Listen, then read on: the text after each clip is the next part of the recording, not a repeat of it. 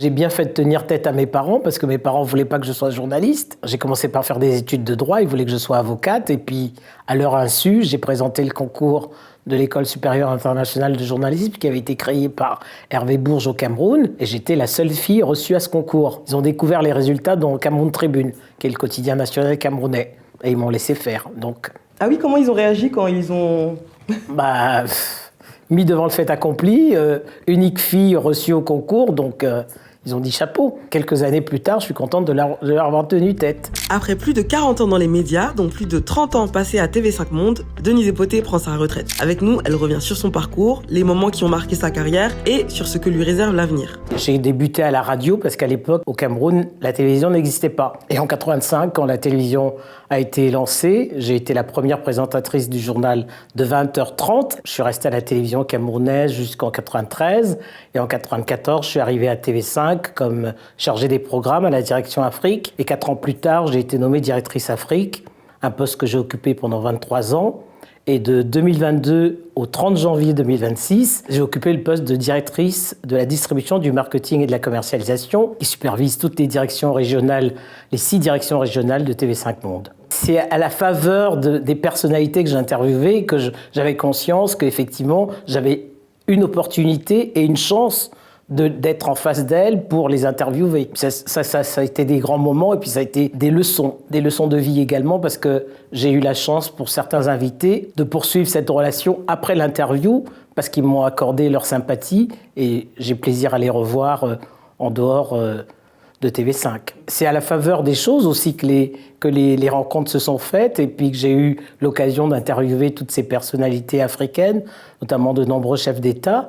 Ça a été un plaisir qu'ils acceptent d'abord d'être interviewés et puis de se livrer comme ça, sans phare, face à une journaliste. Vous êtes un peu connu pour cette manière spécifique à vous d'interviewer les gens. Comment vous la décririez, cette manière pour vous ?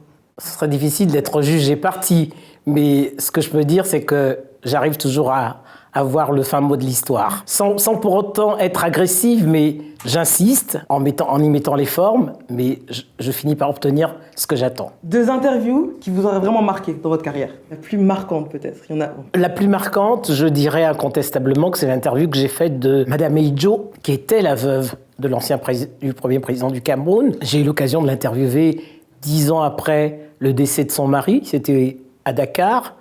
Et c'était la première fois qu'elle accordait une interview à une chaîne de télévision et qu'elle sortait de son mutisme, puisque depuis le décès de son mari et même le départ de son mari du Cameroun, elle ne s'était jamais exprimée, en tout cas pas dans les médias. Je crois que ça reste pour moi un grand moment. Moi, je crois que le succès, c'est à la fois du temps pour parvenir au succès ou parvenir à une carrière aussi longue. Il y a le travail, la persévérance, la discipline, la créativité, bien sûr, beaucoup d'humilité, parce qu'il faut savoir reconnaître ses erreurs pour s'améliorer, et puis une bonne dose de probité et d'éthique pour accepter les compromis, mais jamais les compromissions. La jeune Denise, qui débutait à la CRTV, qu'est-ce que vous aimeriez lui dire ?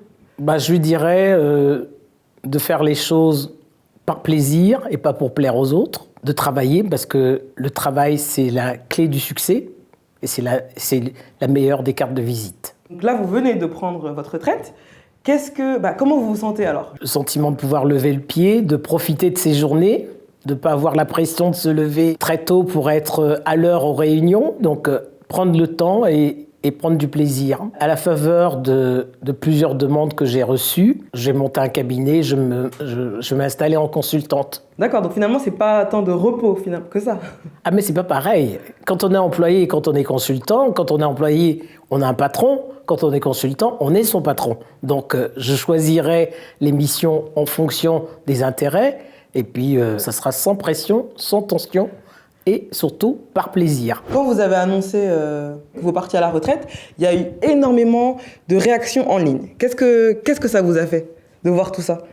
J'ai été très touchée et très surprise, parce que je ne savais pas qu'un départ à la retraite allait enflammer la toile avec autant de de passion. Et j'ai été très touchée par ces témoignages, ces marques de sympathie. Et vraiment, du fond du cœur, je voudrais remercier toutes ces personnes qui ont pris le temps d'écrire, de rappeler un souvenir qu'elles avaient avec moi, ou sans moi d'ailleurs, mais tout simplement parce qu'elles m'avaient vu sur TV5 ou écouté sur RFI ou vu sur la télévision camerounaise. Et je voudrais vraiment du fond du cœur dire merci à toutes ces personnes pour ces marques de sympathie et ces messages qui m'ont profondément touché et ému. Un dernier mot, faites toujours les choses par plaisir, c'est là qu'on les réussit le mieux.